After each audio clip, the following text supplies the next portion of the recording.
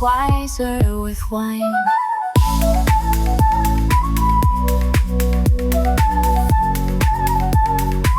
Wiser with wine. Keeping it real, one pour at a time. This is Wiser with Wine. Hello everybody, welcome back to Wiser with Wine. Today we're going to do part 2 of our Motherhood series, finish the chat on that. And also the second part we're going to be talking about raising kids in general and with the influence of social media. Yep. And what do we do with social media in guidance of raising children. But before we go on, I just want to talk to you about my McGriddle moment I had this week, because I'm the type of person that and it's funny, I was thinking, we actually don't see too much commercials anymore because we're on Netflix and we're on Fox, and I'm on everything, by the way. We've established that. But you don't see the food ads like you're supposed to. So when I'm watching the football on the weekend and I see the food ad and I'm, oh, my God, there's a McGriddle, which is the pancake / McMuffin. Say that again. That was not what I thought Say a that again. McGriddle was going to be. Okay, so a McGriddle is a McMuffin with pancake. Like it's the bun? As the bun. Oh, wow. So it's like a waffle / Oh, my God. muffin. Yeah. But that wasn't in my head when I went and ordered it. But before I talk about ordering it, and then I also saw the other thing, which was Nutella sundaes at HJ's. What? Yeah. So when you God, say I love hate, do you mean Nutella. Hungry Jack's? Hungry Jack's or Burger King for the people in the US. Yeah. Yeah, so that's what I mean. Yeah, Ah. Hungry Jack's. So they've got a new sundae, which I thought we'd go try. Maybe we could I try want it. to try that because Raph loves getting like a 30-cent cone from McDonald's, Yeah. which is now 50 cents, by the way. Wow, That's okay. how long it's been since I've gone and ordered one. He loves it through drive-through. But I always want to find more places that do ice cream, So drive-through ice cream. limited time only, Nutella I'm going to sundaes try that. at Hungry Jack's. Okay. Okay, just to let you know. But I've got to go try the McGriddle. So this goes into something that I don't share with my husband. I'm sharing it with the rest of the world. So He doesn't listen to the podcast, so that's fine. he never will. So I think it was Monday we went, my son and I, we go for a drive. We've done a bit of therapy and I just want to have a bit of fun, like I'm back in Frio, let's say. So we go for a drive and I go through the McDonald's drive-through and I get a McGriddle and I get hot chips for my son. And basically my husband doesn't like me eating in the car, but I took 15 minutes out of that day to sit with my son and have a McGriddle, and he had hot chips. And I clean up everything afterwards, by the way. I actually wipe things down and I vacuum after. But it's actually fun for me to sit with my son in the car across the road from, a park in Mount Lawley, watch the entertainment, because you've got a lot of entertainment in Mount Lawley because it's right near the city, and then have this McGriddle. But, I actually didn't realise that the McGriddle was going to be sweet. It didn't until I actually bit it, and I went, oh no, this is sweet, and I'm not going to, because I don't like You sweet like stuff. savoury. And when I was working on the cruise ship, I would see passengers get a waffle, maple syrup, and bacon. Yeah. What? Bacon? Gross. I had that in Canada, and then they do like a hot chicken. What's it called? Yeah, like deep fried chicken and waffles And do they put maple syrup as well? with maple syrup all over it and bacon. So I that's just what, threw up in my mouth. Sorry. Just like, no. so that's what It's actually nice. I think there's a place here in Perth. We've had a May Street Larder. We've had a meeting there Oh, before. yes, They yes, do. we've I swear they do fried Yes. chicken on waffles there. So that brought me back to that when I had the McGriddle, and I thought, I've made a mistake here. I've wasted Hang a whole... on. So did you commit and eat it? Oh, I ate it. Of course I'd eat it. You've gone Of to course buy I'm it. gonna eat it. I Gotta throw bought it it out. But, and it's all those calories. I can't waste those calories because I had felt like I ate nothing on the weekend. That's how I felt because life's been exceptionally busy at the moment. And Matthew's in the back with his chips and he's sitting there. We're all talking. So that was my little McGriddle moment. But it was funny how it wasn't what I was expecting. But then I saw the ad. I go, I've got to go get it. But I'll ask you, is there anything that you hide from your spouses? Do you want to talk about it live to everyone else? I think I hide eating as well. I was just going to say some of my snacks at the moment because I'm meant to be being good. I think, Can I I think it's just the eating? I just interject here. My brother is he likes to do certain. No, he's just when he commits like 1,000%. Dedicated. So what? He's just when he's got it in his head, So- he's going to marathon run. Yes. When he's not going to eat, he ain't going to eat. When he's going to fast, he'll fast for the week. What a skill. I wish I And had then he'll that do skill. all three together. Yeah. And then I sit there going, oh, you're looking so good. And then he'll be like, how you going? I'm like, so good. I haven't eaten for like 48 hours because I'm fasting. Meanwhile, yesterday I went to Big W and when I did a shopping trip with Rocco and he bought his books, I thought, look, lollies, $2.50. So I bought my sours and my little red frogs because I need a lot of sugar and red. And I devoured the whole thing. And then I left, I don't know, I think it was cutting the corners and there was some evidence on the bench. And as he came in, I went, fuck. And I just cleared the bench. I think I had some chocolate too. I went for a full sugar rush, which I had a massive, like I was high, and then a crash. And then he was like, what's that? And I go, colouring in. What books? Just like shit. You need to get better at covering up the crime. No, and then my mum had leftover like prosciutto and stuff and like really good cheese. And that was, no, literally, this is how I go psycho. I ate the whole thing. And there was a few bits left. And he came back, he goes, wasn't this? I go, no, your dad ate it. Your mum must know when I'm really on great. a diet because she just rock up with a whole plate of And then she does turkey. this. Oh, look, I just made this. Just eat it. No, I haven't eaten for like 24 hours. Like I'm going for a 3-day. Oh, could just try it. And then she gets upset. She does that guilt thing like, I don't eat it. I'm like, oh, for God's sake. And then when you are fasting and you have a spoon, you feel like eating the whole bowl. I know. Yeah, that's the problem. Because it actually awakens how And then it gets in my head after it restart. awakens how hungry you are. Like that happens to me when I forget to eat throughout the day, and then I eat something. Oh, I didn't realize, and then I start devouring everything. I'm going, I shouldn't have touched that food in the first place. Yeah. That's a good one, snacks. I always had So that. you had Like that's my latest thing. Yeah. And then shopping and then skincare and then like when I go get my skincare done. Like I actually went to go get top up for laser and then I think it was, what's this? And I was like, I was buying something for Rocco. What? And I was like, skin because he's sensitive. He hasn't been sensitive for ages. I was like, some new goat's milk. and it's for you. Yeah. And then I was like, shit, I can't go there again because he's going to see.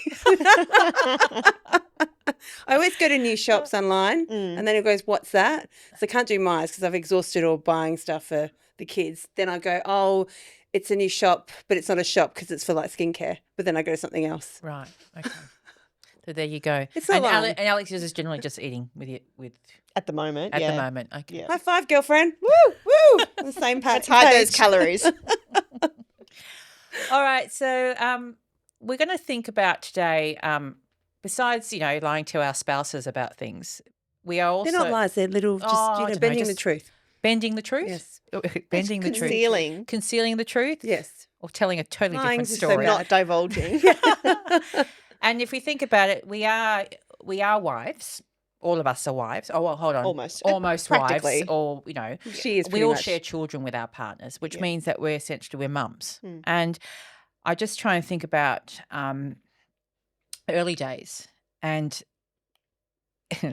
there's on my notes is here mum uniform. And I reckon in the first few days of Matthew being born, I reckon I was in a tracksuit 80% of the time because I just couldn't be get bothered. Well, no, I couldn't. I didn't even have any. I didn't even have energy. Yeah, well, couldn't be bothered. You can't be bothered. You don't care. I didn't have time, so that was definitely true for me. The tracksuit because that was the most comfortable thing. That was most comfortable and convenient item of clothing that I had and helped me through that. So I went and bought all new clothes. Did you really? Oh yeah, because I was working professionally up until you were having a working. child. And then I was like, all of a sudden, I only had like 2 weekend outfits, which is basically a pair of jeans and a top. And then I was like, all of a sudden, I'm home 24/7. Yeah. So then like Kmart, Big W, all those places were like my favorite place. And I just bought comfy pants, comfy tops. Like I had none of that stuff. And it was great. I loved it. It was so comfy. And now I've had to go on the exact opposite and now try and invest in some clothes I can actually leave the house in. yeah, I had old running gear, so that was Yeah. all stuff that I had left. See, I had tights, but I had my first we're in summer, so I wanted to kind of a bit more like, and you just had a kid. Comfort is You key. guys didn't put on You that just much had a- You weight. just had a kid. I think comfort is key. I put on heaps. I did put. I'm just. How long did it take you to lose it though after giving birth? back to my normal weight. You weren't, how much did you more or put on? less. 28 kilos. Really? Yeah, I did. And it took me 3 years to get back to my, Mm. pre-baby weight. Yeah. Mm. Yeah. But I suppose I only invested time in the last, to lose weight, I only invested time in the last 8 months, 9 months, where I thought, okay, now this is enough. Mm. You've got to stop looking like Humphrey B. Bear. You need to, start looking like back to yourself. I think that's got a lot to do with. I mean, and we call about something called matrisense, where this is the emotional hormonal identity that you transform into when you become a mum. And there's no doubt that it's emotional and hormonal and all those things. And me getting back to my pre-baby weight was part of me. Not transforming back to what I was before, but feeling like me again. Does that make sense? Like I just felt this is something I can control in my life. I want to get the weight off, and I just want to get back into my clothes, my wardrobe, because the one thing I do have is a big wardrobe. I don't have a lot of money in the bank, but I have clothes from every single country I've been to. And like I say, I bought that there and I bought that there. And I know that sounds really, pretentious, but that's what I used to do. Memories. Well, it is. It's my memories, a piece of clothing. So, and I wanted to, and I don't throw clothes away. I keep clothes. Lucy can vouch for that because I probably wear clothes I wore 15 years ago. But I like doing that because it's a memory and I'm wearing it.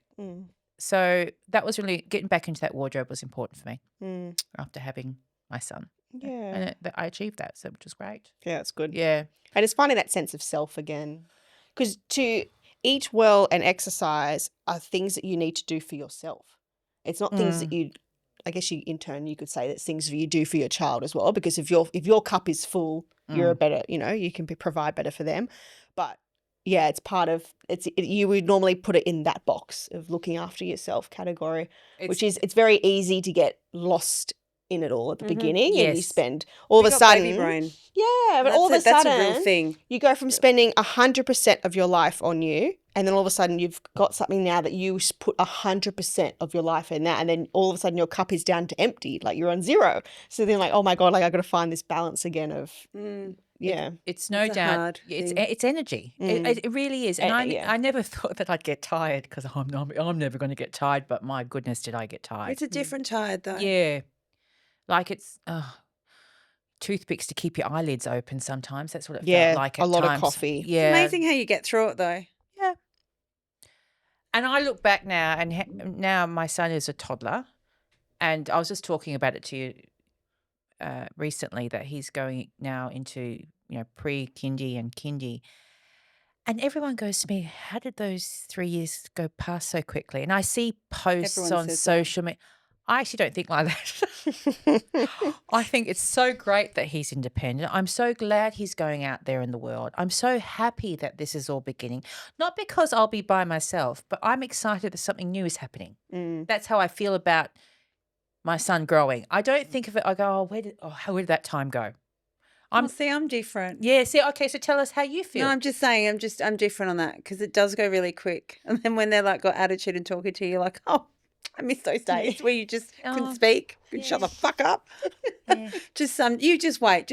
But you have a teenage Yeah, but that's what I'm saying. Yeah. Just wait. Yeah. Wait till the hormones kick in and, he doesn't want to wear what you wore. Or, for example, apparently skinny jeans aren't in. So we had a massive, but he was telling me as he was going on the flight and he didn't want to wear them. So I was like, well, I can't. Here's some money. And then I was researching. I go right next to you, the shops here. I went all out. And then when he came back, I bought every colour, every baggy, because I'm excessive, every jeans that you can wear. So he can shut the fuck up when he says, I don't have anything to wear. Or I get this. I really wait. Just wait. Okay. It'll be like, I don't like this. Well, you don't want to come to the shops. You don't want to try it on. You said, I like this. It's like, and it changes every week. So I do miss the baby years. Yeah. But then I don't want to go back there because they couldn't do anything. It was really boring sometimes. Yeah. When you sit there, you go, oh, God. And when everyone tells you this, just sleep when the baby sleeps. That is a load of shit. I could never sleep when the baby slept because it was my time and I could do what I want. And then it was like exhaustion just constantly. And I love that. And I can see some new mums, and I'll call myself at that time when I was speaking to new mums, generally speaking, that they would feel like when the baby was having a nap, that was their time to have a break. But I would be sleeping when the baby's sleeping, so that wasn't the break. So I understand what you're saying, Lucy, but I'll tell you a little secret in our household. My son still sleeps with me. Mm. And There's nothing wrong with that. and I know there's nothing wrong with that because we'll talk about it a bit. I've been looking at certain posts on Instagram, and we'll talk about that a bit more later. But I feel much better because I've seen some posts that Yep. say that there's no big deal in that because this is a joke in our house. I've set up his room. Like I put the shelves and there's the room is set and this is my husband. So he's going to move in there when he's 18. Yeah, But it'll exactly. hey, at least it's ready when he does move in at 18. I said he'll get there. But But he might not. but we have to remember that my little boy was born quite early, and because in the early days he was laying on my chest and he was this big. Like he was 2.3 kilos when he came home, and that just stayed. I think if he was born on normal time, I probably would have been one of those mums that put him straight in the cot, turned the I don't know vacuum if you on. would. I don't know. I don't know. It's hindsight's a funny The thing. youngest one I slept with more than the eldest, and then Did the you? eldest one slept with me later on. Yeah. Mm. But I love for example, I'm not loving today because he woke me up at 4:00 this morning and he said, Mama, I want cuddles. So I had to cuddle him and then he can go back to sleep. So I've been up since 4, everybody, which is totally unlike me. But in saying that, I do feel like this attachment and this time I have with him sleeping is wonderful. Yeah. And go for it if you're doing it. There's nothing wrong with it. So a question for you both, though. If somebody what do you wish you knew about motherhood before it happened, or somebody told you about motherhood before it actually happened? Like, is there any helpful hints that you wish you were told? I had 2 things to say. Firstly, having a kid, I all of a sudden had this feeling of my mortality. So before I kind of went through life like not really caring, not that you I don't get care ya. if you live or die, but then all of a sudden I had a kid and I was like, no, I really can't die. Like I actually can't because I need to like look after my child and I want to see XYZ happen in their life. So that was like a struggle I felt with in the early and still now really. That's why I'm really into, you can't really tell from looking at me, but I'm really into my health and fitness, but making other lifestyle changes. Slowly. I'm actually doing it really slowly. So like we swapped like all our pans from non-stick to stainless steel to remove the toxins. Like we use beef tallow to cook instead of oil. Like I'm making like all these other adjustments in my life to like increase our longevity. Because I want to be around for our kids. Whereas before it was a bit more like immediate gratification. Like I don't care if I was hungover because I was just, blah, blah, blah. You don't really think about the consequences. Because you had a good night before. Yeah, exactly. I had good memories. Whereas now I put my children's well-being above me having good memories. So like I Just wait. yeah. She's on the early stages. They're still so reliant on me. But you know what I mean. And then the new fears and anxieties that come from that. Yeah. I didn't think of. Yeah. I think everyone's sugar-coated it. Well, they sugarcoat it because Everyone you get. goes, it's just wonderful. You have such a great, it's a beautiful They experience. don't tell you that it's hard. No one They tells don't you. tell you That's that why you when don't people get. I know have babies, I'm like, oh, mate, get some sleep now because you ain't going to sleep 3 years. I'm like brutal. Yeah. And it's true. You don't sleep. Oh, see, I'm lucky with my little boy. He sleeps well. He sleeps 13 hours. But do you That's think my that's because genes. he co-sleeps? Probably. So like I went through phases. With my first, we did everything we thought we were supposed to do. So you bring the baby home, you put them in a bassinet at the end of your bed, and then you spend all night getting up to comfort the baby. The pain. second baby came through, I put the bassinet next to my bed. So all I had to do was just put my hand over and go, oh, miracle. Yeah. No, sounds like so stupid. You don't think of that. Oh, you don't. And then after they grow into a cot, then you put them into their rooms, and then you spend all night going into their rooms to comfort them. Whereas if you just kept them in your room in the first place, then everyone sleeps. So yeah, I co-sleep now with everyone. And again, my son, both kids sleep 11 or 12 hours a night. I get 9 to 10 hours of sleep a night. Tell me what mum who's got a 3-year-old and a 1-year-old sleeps 10 hours a night? Yeah, well, Me, because because they I would- co-sleep. Yeah. That's right, bitches. I sleep more than all of you because I co-sleep. And again, they're 3 and 1. They're Yeah. not going to be there when they're 18. No, we They'll- hope. Well, They'll we be hope pushing not. you I away. hope I'll be like, later. But I can already tell the differences. So it comes to bedtime, and my oldest 3-year-old Raphael goes, "I'm tired, Mum," and he gets into bed and pulls the doona over. Last night he fell asleep while I Yeah. was still like getting the bed ready for That's everyone to good. sleep. So soon, like he'll want to go sleep in his own room because he gets the peace and quiet. Yeah, but it's So- when they're ready. Yeah, it's when they're ready. Just like read And the that's fine. At the signs. moment, I'm enjoying my 9 or 10 hours of So sleep. let's everyone. start the revolution of co-sleeping. I'm with you all the way, Safe Alex. co-sleeping. I think In a lot of people do Japan, it. it's the recommended form Yeah. of sleep. And there's lots of things you can do. Like we have a very safe co-sleeping environment at home. So I think that should be the norm. I don't think, Yeah, people should be shamed. I feel like I was not shamed, but Well, you see all the They stuff give you on that social. look. They give you that. They give you the like you know. Are you can't- giving in, You like- should. You know, a lot of people do this, or it's like that. Or Yeah. and it's that pause, and then they go, "You can do this," and you're like, "Well, I'll do that," and they give you that look, and you're like, "I'll just lie and say I'm not doing it, but I'm doing it." Yeah. Well, Or you with a group Why? of people and they go, "Oh, the child sleeps on its own." I'm like, "Yes, that is mine." I'm like, "No, it doesn't." yeah, my lie. child sleeps on their own. They just happen to be in the same room. Yeah, it's They don't need any assistance. And it does no favours for our intimacy, I'll be honest with you, if I can be straight up and But down. was it really who needs it anyway? I mean, I don't mean it that way, but do you know, But how much of an I know, impact?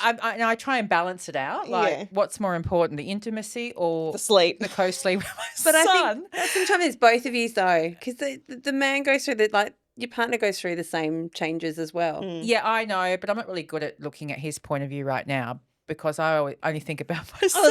I was like, "Were you ever?" I'm like, "I don't think I do either." But the idea of sleeping with my husband again is wonderful, but I'm not sure when that will happen. And I'm not saying this about. I'm just saying it's just different when you sleep. I sleep so much better with my son. Yeah. And that's the truth. I do. I sleep, and I've been doing it for 3 years now, which leads me into I just on that though, Yes. I think the trick is so we put both kids down around 7:30, 8. They're like asleep, and then we sneak out of the room. yeah. Yeah, and then we have a That's spare if bed. you- We have a that's if spare you haven't bedroom. slept. That's Yeah. if you haven't fallen asleep. So- and then they're like, "Oh, Well, you know Christo what?" falls asleep. We always have a predetermined like, am I waking you up tonight if you fall So asleep you, or not? you quiz in every room in the house. No. She's got a Have a cubby. spare She's got a bedroom. cubby house at the back now. Oh yeah, we haven't done it. I said as a joke, "Go, you kids, you're sleeping in there. It's mummy and daddy time." It's like remembering when your boyfriend would come over and your parents are sleeping in the other room, but you'd have sex on the floor so they wouldn't hear you in the bed. And every creak is like, "Shh, shh." I don't know why. You know, when you think back of those times, you think, "Why did you continue?" It was like now you'd be like, "Yeah, I'm done." Yeah, ruin the I moment. know, I'm with you. I'm done. But that's a great strategy, Alex. Yeah. I'll think about that. But once I'm asleep, I don't really get out of Yeah, bed. no, I'm it's done. true. I don't. I don't hear anything. It's like I true. try to wake you. I was like, "Yeah, No, good luck with that." And so that poses the question, if we want to talk about it more, we don't have to talk about it. But is I will say there's a definite intimacy change between my husband and I, but it's not that I don't feel like that intimacy needs to be there anymore because now we share a child, if that makes sense. The emotional connection I have with my husband, and that's probably the biggest change I got in motherhood with him because it's my first child and it's my husband's fourth child. So he's experienced motherhood with another person who I don't want to talk about, but I'm the better one. And so basically, but the emotional connection I have with him I don't feel the need for intimacy so much now. I mean, we are intimate, but I think because of how much feeling and how much love I have for him when I just see him makes my cup full, if that makes sense. So I think you just said intimacy, but intimacy I think is both physical Yes. and emotional. So Yes. whilst at the beginning when you're all young and fit and happy and healthy, the physical intimacy might be a bit higher and Yes, driver. yeah. I think if you have selected your partner correctly and you have a lot of love and foundation, that when you have kids it switches more to the Yes. emotional intimacy Yes. and that's what blossoms and becomes stronger. Yeah. That's solid. And then foundation. obviously as the kids get older, then you can start to kind of find the balance Yes, again between yeah. the two. And I think that's probably something I didn't think about when I was pregnant. No one does. When And- you're young and fit and healthy yeah. and having sex every 5 Well, minutes, you the- go, oh, we'll just keep doing yeah. this I when we don't have think you kids. thought of it at all like that didn't come up until you had Yeah. your baby. Yes. Yep. Do you know what I mean? So Because we that's- would have these conversations. It's like, we were talking and you'd be like, oh, because when I had the kids, Mm. I'd be like, oh, what is it? Does it change? We talk about relationships, like you don't understand, like that'll be your number one, priorities change. You're like, nah, it's not going to happen. It's not going to happen. And now seeing her, I just laugh. I just think, yes, it does. Because I'm like Miranda on Sex and the City. I want it all, and it's not the case. You know what I mean? That's not the case because I've come to realize that things. I don't say things have changed for the better, but just things have changed. We come in with preconceived ideas, Yeah. and then when they happen, you're like, no, this is not what I thought it was going to Yeah, be, it's or how it's definitely- going to be. Because you know what, we all cut. Like I've said, it's going to be happening this way, and we're going to do this. Yeah. And then we had the kids. We were like, oh, I'm too tired. Like whatever. I Yeah. can't do it this way. Like traveling, we had all these plans, and it's just like a lot of plan. There is planning. Like it's a lot of planning. The to-do before, list. yeah. Like it just a lot of things change, and I think it is interesting how you go into it together because a lot of people can go together. Like a lot of things can tear you apart as well. And then when you add in, with kids with special needs and stuff like that, that's really interesting too because you see, like we were surrounded, like obviously with like-minded families, we're in the similar situations, and you see where the start of our journey when our kids are the same, a lot of them aren't together or they are by thread. Well, and it's really interesting when you see how the relationships happen. I have looked up a stat of I wanted to look it up because it's just a stat that came. I know it actually came up on my Facebook feed. So obviously I've said something in conversation and my phone's read me. Because they're listening. Yeah, of course they're listening. 80% of marriages end in divorce with children that have special needs. That's how high the stat is, which is quite high. But as you say, it either brings you together or drives you apart if you have a child with special needs as such. Yeah. So. And I think in marriage in general and kids in general. Oh, yeah. I'm not. No, but I just wanted to say that I think as well, people just think, oh, we'll just break up. I think sometimes you have to commit. No, I think it's this. Do you know there's Like I generations? think, the generation thing. Like if you just think, like the old school in our parents' and grandparents' day, like there was no such thing as divorce, right? Yeah. So you just kind of stuck it through, and then you see all these old couples together that are like happy. It's because like they've pushed through the hard times together. They just stuck together. Because they think they're stuck together, and then they push through, and then they grow and they get better. Whereas like there's always going to be hard times. Like so, I think just sometimes people just need to push through. Yeah. Sometimes you need to break up. I agree with Lucy. I think it's generational. That's like, you're dealing with people that have lived through the deep depression And the war. or the war. And what so people are going to say. So when it comes to marriage and they want to kill each other, they just grunt it out and say, At least okay, we're alive. At least we've got food. At least we've got food, water, and shelter over here. So let's just keep going. But I have seen couples that have been married for 60 years, and they'll throw plates at each other and they'll throw forks at each other because they're actually sick of each other, but they've stuck it out. I think it ebbs and flows. Yes. Like my grandmother always said, and they were together a long time. Yes. They were like, there was decades of hate. And I was like, hate. They're like, just couldn't stand each other. And then there were decades of love. And then it was like, it just ebbs and flows. Like she said, it's funny watching them too. And it's you go, yep. and it's nice to know that person wants to stick it out with you. And I think that's how I look at marriage. And I always thought I was only going to get married once. I never thought I'd get married twice. That's how I looked at marriage. And also, one kid's enough for me. I don't need two. Yeah. So that's what those little things. One husband and one child is where I'm at now, and there's no more kids coming. Yeah, but there's nothing wrong with that either. Yeah, I know. I'm not saying. I know, because you know what it is. I think a lot of, I think when you hit, where your biological clock is ticking and stuff like that, you have conversations, like you go through phases in life, and it's like, getting to, you're single, you grow up, and like when you're getting married, when you're going to have kids, when you're going to have another kid, it's all that kind of stuff. I think women now as well, we're trying to have it all. Trying to do it all, and I think we're waiting till we're a bit later, and it's like that whole, as we were growing up, like our generation is more like you've got to have like 3 or 4 kids, because we grew up in a big family. It's fantastic, and as each generation finds and just like circumstance, I think it's awesome if you just want no kids or one kid. I think it's okay. It doesn't matter anymore. Those things don't matter anymore, and I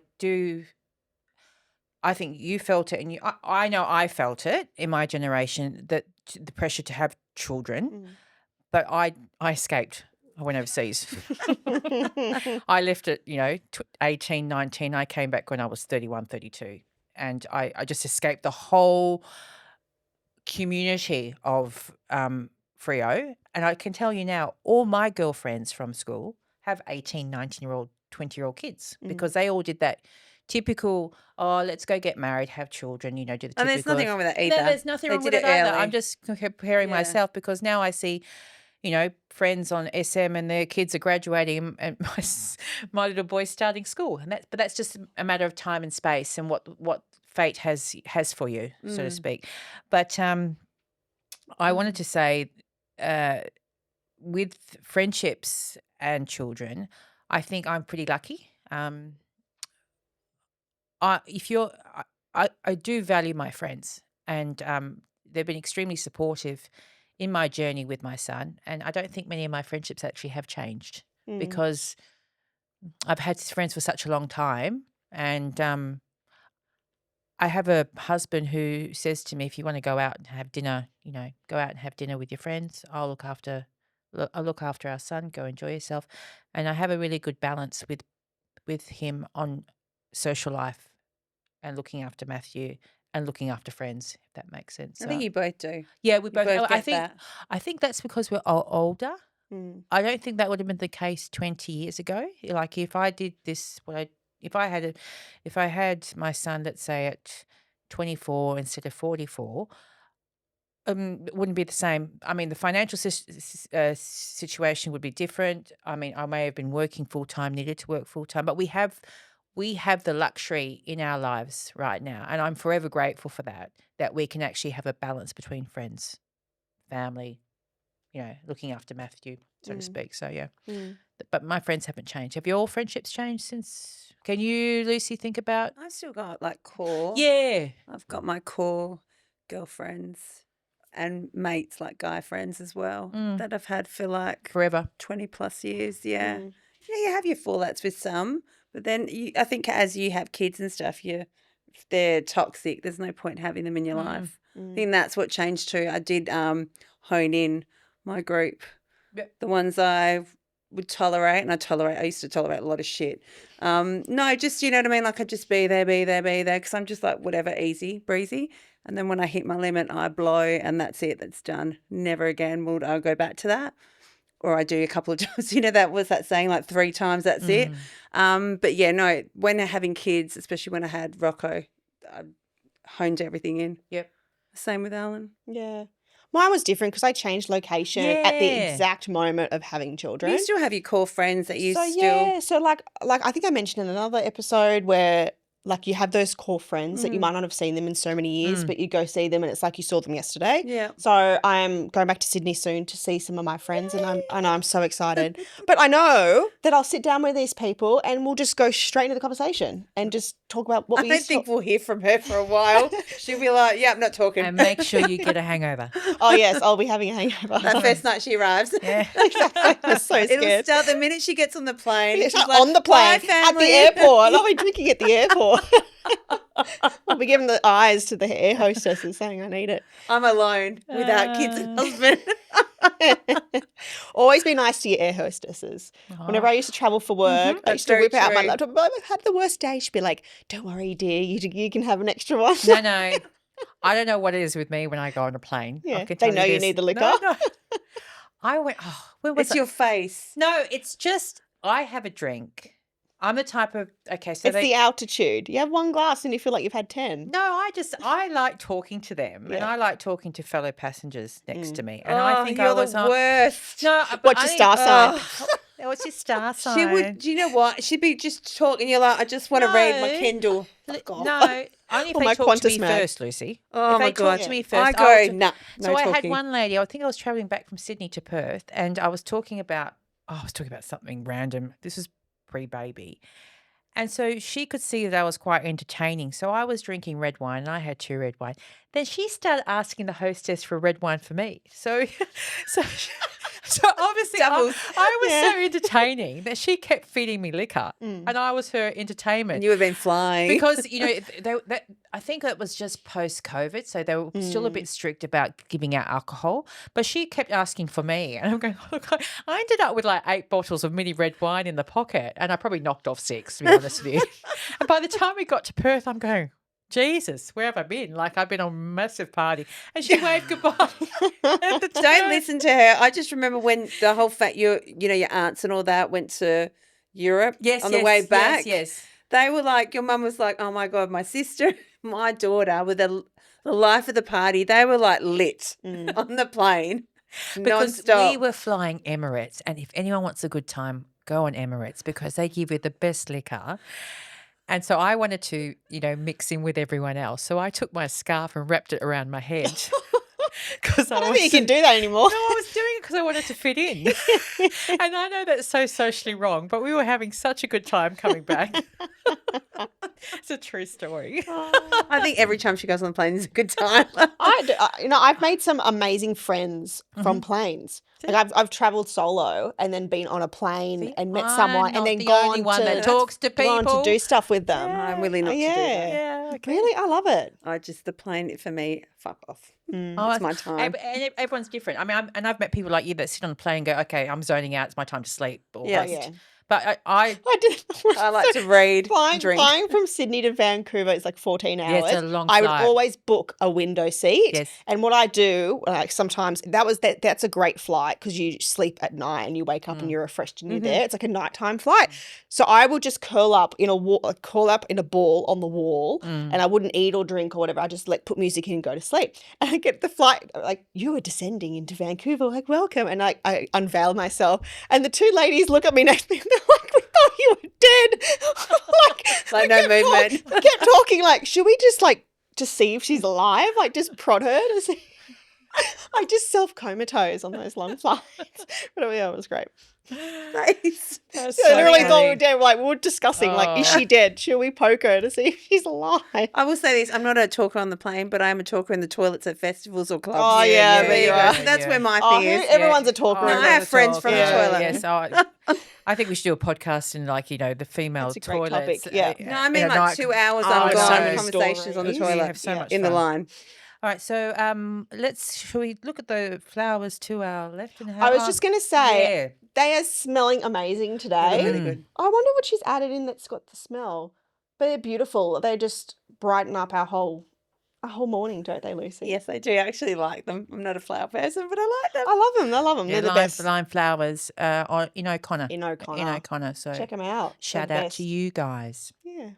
All right, so I'm thinking about parenthood, being a mum and parenthood and social media, and I think we're going to, shall we start having a look at this? And to be honest with you, ladies, I did buy a book on, it was probably produced in 1986, it was printed in 1986 called Positive Parenting for Toddlers. Mhm. And I read through it in a day just to have a few tips because my little boy, and I think if you remember Lucy, and I'm not sure if you got the same with your little boy right now, the teenager, the temper tantrums are through the roof at the moment Oh, yeah. and very stubborn. And I just bought that book because I wanted to have a few tips what to do because if you say to me, don't yell, I'm European, I will yell. Sorry, I will yell because it just if you're telling me Raising the volume. if you don't yell as a parent and you're telling me you don't yell, tell me what drugs you're taking not to yell because They're lying. I know. They're lying. I know. And I read that book and I felt a little bit guilty because I probably have yelled a couple times or I've used a very harsh tone and I am an ex-school teacher, so I'm really good at using a harsh tone to get things done. And then you read about the anxiety and stuff. But the reason I'm thinking about that is because now we have all of us have been looking at this particular Instagram called Dynamic Parents, and we've been looking at reels about it. And I will say, I do agree with what they say on there. And they explain it in such a way, they put it in a social forum and they talk about how children develop and how certain things should not be done. But before we delve into that, I do want to say, I think any parent who cares about their child are trying their best. And at times when I watch these reels, I feel a certain pressure that I'm not being a good parent because I've done something wrong.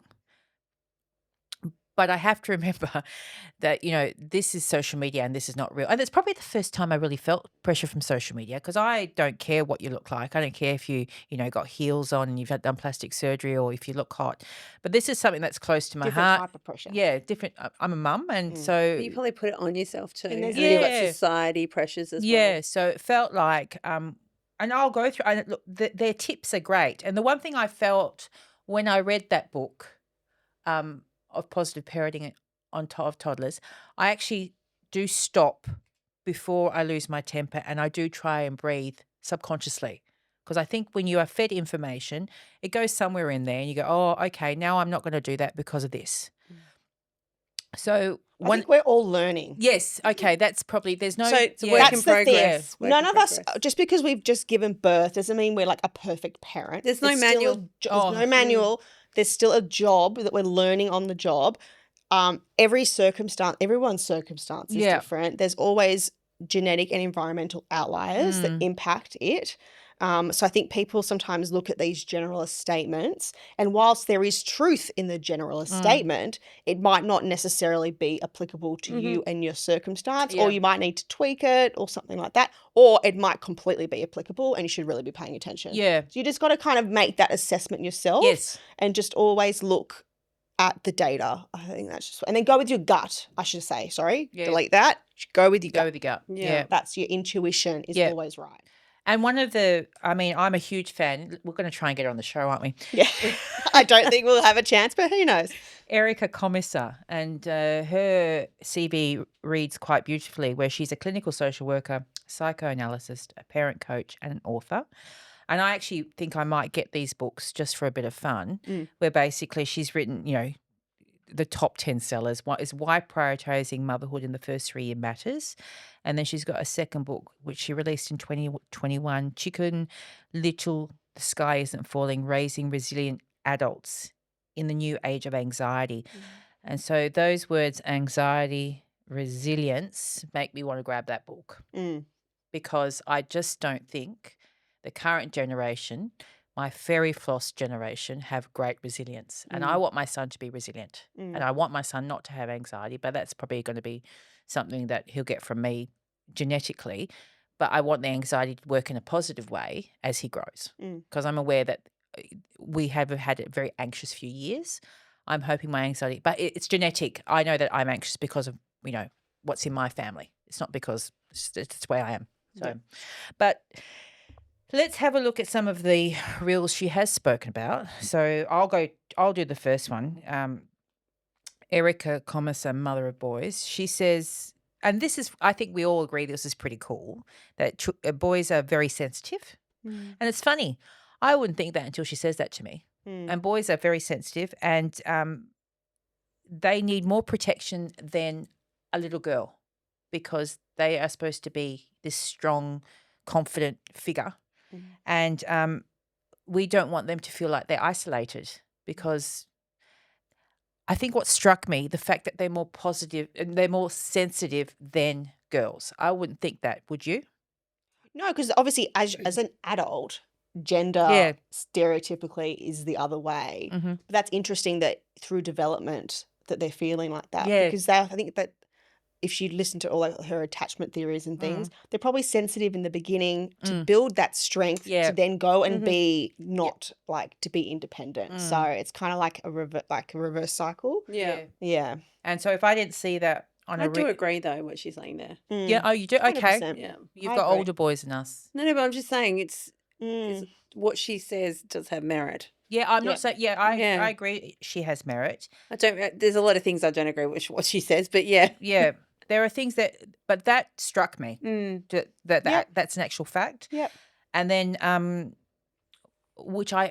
the second rule that I really appreciated with her, and I think this is probably something, how can I say this without offending anyone? Just say it. Firstly, it's not about offending someone. I just want it to come out right, because I can be tactless. There's this generation now that we have this massive self-care. which is great, and we need to keep our cups nice and full, right? Mm. I do feel like that some parents are not spending enough time with their children. I will say that before I had children. There's some parents that don't seem to prioritize quality time with their children because they're too busy with their, I don't know, they're too busy with something. And she does raise the fact that being a parent is being 100% in. So when you're spending time with your child, get off your phone. Mm. All right? It does my head in. Mm. When I see kids who are running around at the park and the father or the mother or whoever it is on their phone and not interacting with the child, that does my head in. Because apparently that quality time is really, really important for your child. And I can tell you now, my son knows when I'm on the phone. If I'm sitting with him, which I do, I sit in the lounge, he sits in his seat, and I'm scrolling, he'll start throwing things, or he'll start asking me to change a channel, or he'll add to, because he knows that if I'm on the phone, my attention's not 100% with him. Yep. And what I've learnt from that particular advice is just there should be screen time and no screen time. Yeah. And you should have that as a parent, and you should have that as a child, and you should try and have that. I know it's hard with teenagers, but you should also have that with any screen time and no screen time, and quality family time is really important for a child's development.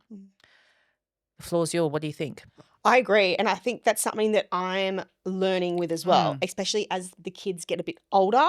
So when they're like a bit younger, you could probably get away with a bit more like doom scrolling. Like they're just doing something on the floor and you can like have like 10 minutes of doom scrolling, and it's like your brain takes that short-term dopamine fix to kind of fill your cup a little bit.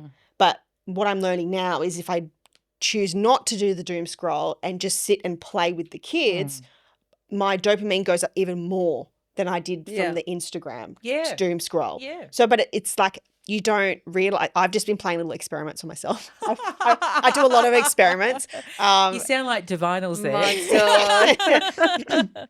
I do a lot of experiments, and that is literally something I've been finding the last 5 months or so, 5 to 6 months after I've come out of that newborn haze of like you're just coping. It's now I'm a bit brain more frog, and it is the real thing. Oh, It I lasts know. for 12 months. I know. So The doctor crazy. confirmed that for me when I electrocuted myself with my hand. Just saying, it is true. Yeah. So I've noticed that now, that if I spend more time actually doing the game, playing with the kids, and then after that, then they just start playing in their own. And then I go, okay, I'm going to go clean something or cook something or do something. But if Because they all doom copy what scroll. you do. Yeah. Yeah. And you're and also I've learnt setting up the expectation and telling my son what I'm going to do. So he's structured. Who's surprised? So I have Not me. So basically I have to say to him, okay, this is what we're doing for the next 10 minutes. We're going to go do this and do this and do this and do this. And he doesn't like surprises. And that goes back to something my mother taught me, that structure and consistency and routine is exceptionally important in kids' lives. So I think that's what she's trying to say in that quality time thing, is that structure. She's quite like... Go ahead, Lucy. No, I get what she's saying, but reality I for know. a lot of people, especially single parents, Yes. is not possible. Yes. And but she discusses that. She does. But she puts the onus, sorry to interrupt, No, you're but she cool. puts the onus on, this is the fact. It's not the single mum's fault. It's the government's fault. It's the society's fault that we've built up. Because before, a single mother in a small tight-knit community would have had a support. She would have support of other mums and other people in the community. It's just that our society's evolved in a way that all of a sudden those people are now isolated. And so, of course, they have to put their kids into daycare because they have to go and afford to go back She to work. thinks it's like an orphanage putting kids in a daycare. That's That's really harsh. When she said that, I was like, oh, my thing went up. Because you know what it is as well with that? And she's got really good points, but things like that, I think the village is important. Yes. And I think we don't have to be there 100%. Like, it's quantity. Like, I think it's quality over quantity too. And some kids are fine without, and I get the whole, like, that childcare thing really threw me because I've chucked mine into childcare. Obviously, 2 different experiences. One was fine, thrived. The other one obviously was a bit different. But, he's got social, anxiety, this and that. So it's completely different. But yeah, it's just interesting when she says that because you could be scrolling through or listening and you're not particularly in a good headspace and take that the wrong way. Yeah. That's what I just got out of that. I was like, That's because people take things on face value and they read like a 30-second clip. And this will be the same for all of you that will watch our reels and you don't watch our podcast. Like they just see, we clip it to make a sensationalist comment, but there's like 2 hours worth of backstory that you've got to read into. So it's designed to get your attention. But Yeah. when you said that, Lucy, I remember, so I'm changing my son's school and I met a mum there and I could, teachers and teachers, we know which I can pick a teacher, like I can pick a Croatian when they're walking down the street. I can see it. I go, no, you just go, that's a teacher. Anyway, I connected with her at the playground and she goes to me, she asked me, has my little boy been in daycare? And I said, yeah, he has been once a week for the last 9 months. She goes, yeah, I'm not some self-entertainment centre. He's going to come here 3 times a week. And that made me laugh because she thinks, she believes in the system of daycare. She thinks it's beneficial for her son and it gives her that time, to be on her own. So, but then Erica Komisar makes comment, and this brings me back to a conversation I had with a good friend of mine. I keep quoting her, and I'm going to have to ask her maybe to come on the show. She says that we have got to a stage in the modern age that a woman can't have it all. So Erica Komisar made a comment that there are some what do you call careers that just don't allow you to be a good parent. And I can see that true. Yeah. That's true, away from your kids and stuff like that. But then I take back when I was growing up, my dad was FIFO and he was, 3 weeks on or whatever, or 2 weeks on, 2 weeks off. And I think I turned out all right. So what you're saying is right, Lucy. She does say great things, but you don't have to, as you say, Alex, take it on face value. I take those reels now as pointers. Yeah. And reminders. And I don't want to put myself under any pressure because trust me, I've got enough pressure. I just think, okay, that's a really good way of looking at it. That's a good perspective. Let me see if that works in my practice. Yeah. So it gives me time to reflect. Yeah. And on their dynamic. She doesn't say these things to make mums feel guilty. Really? No, she doesn't. No, she does. She's just saying facts. Yeah. Interesting research. Facts, and she's trying to have a conversation. Like, so hopefully that society can change. Like she talks about some countries that have, 1 year, 2 years, 3 year paid parental leave. I think it's and she goes, well, why don't we have them? And things like that. So she's trying to start conversations that hopefully lead to, like, who can say, I don't even need scientific data to say that if a mum was paid fully to stay home with her kids for the first 3 years, that those kids would be better, have less rates of anxiety and things than someone who had to go straight back into the workforce. Yeah. I don't even need scientific. That's just in your gut. Yep. That would be better, isn't it? Like who can say in their gut that it's better to have someone else raise your children? Well, I had family. Isn't it better? Like I had a village. Yeah. I went to back my great grandmother or my grandmother looked after. Yeah. And so my grandmother helped raise me as well. So that's definitely true. And look, we do invite listeners to have a look at this Dynamic Parents Instagram page with their posts. And I'll quote, by the way, I wrote Michelle Barack Obama. I got corrected by Alex this morning. It's Michelle Obama. That's how good I am. It's her middle name. I know. No, I just wrote the wrong thing. But I just wanted to talk about one thing before we move into a top 10, so to speak. She was talking about how I like the way she talks, though. I really do. Smooth. No, but she's a force. I love the way she speaks, and that's why I just kept listening to her. But she's saying that when you raise children, you've got to give them a lot of boundaries, and rules and guidelines, but you have to give a lot of love as well. So I love that. I like it because it's a balance between, hard work and a lot of love at the same time.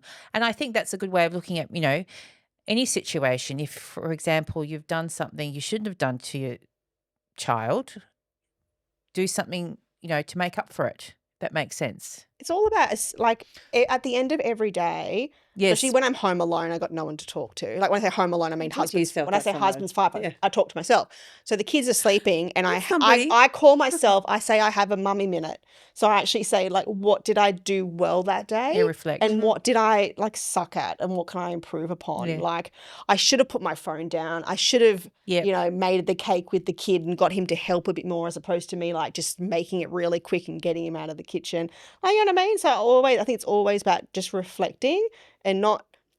Everyone's just still learning and growing. No one's perfect from the get-go. And I suppose improving. and that's probably the biggest take on this conversation we have. We're still just learning. And if you speak to our parents, I know that my mum says she's still learning because nobody gives you an instruction book for parenthood. Nobody does. So, yeah, so that was actually a lovely chat about all that. I still think we can talk for even longer. I know. Well, maybe we could do a part 3 somewhere down the road. What do you Yeah, think? What do you think? definitely. All right. So Our last segment. I won the last rock, scissors, and paper. So Yes. I'm the last one who gets the interview questions. You get to learn about me and my lovely. Are you right? I'm Ready? good. Yeah, I'm good. Ready? All right. So I'm in the hot seat now, and Lucy is All right. going to So first pose the question. First thing you do in the morning. Cuddle my son. That's the first thing I do in the Well, morning. he's in bed with you. Of course you would. Oh, That's a let good me one. think. When I get out of bed, what do? God, it Well, takes. that's the first thing you do. I cuddle my son and then I walk and brush my teeth. Yeah, but it takes me a long time to get out of bed. You do your eyebrows, don't you? Yeah, That's not the first thing she does. Well, no, I'd have a shower. No, okay, It's in the routine. okay. It Brush was my the teeth. first, no, it was the first thing, Okay, not all right. routine. All right, okay, All right. all right. Let's move on. What reality TV show would you absolutely thrive in? Well, I was nearly on it actually. MasterChef. I was nearly on it. About 14 years ago, I got into the top. Oh, Hang on, who was that with? it was MasterChef. No, but was it yourself? Oh, yourself. Yeah, Yeah, yeah. myself. I went there and I nearly got on to the show. So definitely MasterChef. I thought you were going to say Below Deck. That's what I thought. Oh, see, You She lived did Below live Deck. that. She lived it on the cruise ship. I was so fun because I saw Jason Chambers on Instagram. My God, he's lovely. He's doing podcasts like us. We should bring him on board. Yes. God, you'd sit on his lap. What are I'll you say talking about? MasterChef. Below Deck's too much like my life. So no. Okay. All right. So, what part of your body would you change? Well, you change your boobs. Yeah, you did So boobs you already last did week, that. so. Yeah, this is a top I couldn't wear before. Now I can wear it. Probably the tip of my nose if I had to change What? something. Yeah, Why? the very tip. It annoys me. There's a little. Do you want like a ski jump nose? No, my husband thinks with my nose I could probably get benefits and an interest-free. Okay, moving forward. If you had to get a tattoo right now, what would it be and where? Oh, come on, Renee. on my shoulder, and a queen. Because you are a queen. Yes, I am a queen. Yep, it's on my shoulder and a nice queen image right there. Like what kind of queen? Like a Disney queen? No, like a gothic type of queen. Oh. Yeah, because I feel Heavy metal queen. I've endured. You're looking gothic right now, like with the black. Yeah, no, but it'd be I love right it. there. I'd have it right there. I wouldn't do it now because I'm a mum. Actually, she's, well, I don't know what it was. You did have that, was it your birthday? And you got dressed up, you had the tattoo. Were you going somewhere? Yeah, I was going to Australia Day and I got That's right. dressed up Australia as. Day, and she looked cute, bogan. I was covered was in quite all gothic. tattoos. Yeah. But right there, a queen. And you had one right then. And you pulled it off Right. really great. Anyway, okay. Okay, sorry. What did you want to be when you grew up, and what happened instead? I wanted to be a fashion designer. And You I have been ended, great. and I ended up on a cruise ship. All right. What's one thing you always lie about to your partner? How I prep food. Oh my God. How you forget to cook food. I know. And then go, here, take this. And I'm like, he's- score. So God bless him. I do prep food. I do cook well. I do prep well. She But forgets to if cook I it. don't have time, I'll go down to Woolworths and get the best pre-prepped food there is. And he goes, "Oh, did you do this, love?" I go, "Yes, I did." Yeah, good. All right. Okay. When was the last time you felt completely at peace? I think when my son got accepted to his new college. Woohoo. What's something you stopped giving a shit about as you got older? People? Did that ever change? Okay. No, really, people. What moment or decision changed the trajectory of your life? I was in Zagreb complaining about the service in Croatia. I was 19 years of age. I was complaining about how bad the service is there in my broken Croatian. The guy standing next to me worked on cruise ships. He goes, "Do you want to work on cruise ships?" And in 4 days, I was in Miami. Oh, That's how That I is got. cool. That's how I got my. Heaven. That's how I got my job. Yep. All right. And then what advice would you give your 16-year-old self? Sorry, a lot's coming to mind. Quick, Renee. Just don't listen to men. That's it. That's it. Don't listen to men. Listen to your husband, but don't listen to everyone before. That's my biggest when advice. you're 16. When you just don't listen to them. And on that note, not listening to men, shall we call that a chat close for today? Yes. Conversation. That was lovely. I think we've learnt a lot from each other in that, and that's what I enjoy about these conversations. And we look forward to seeing you all very soon for our next podcast. Take care. Bye.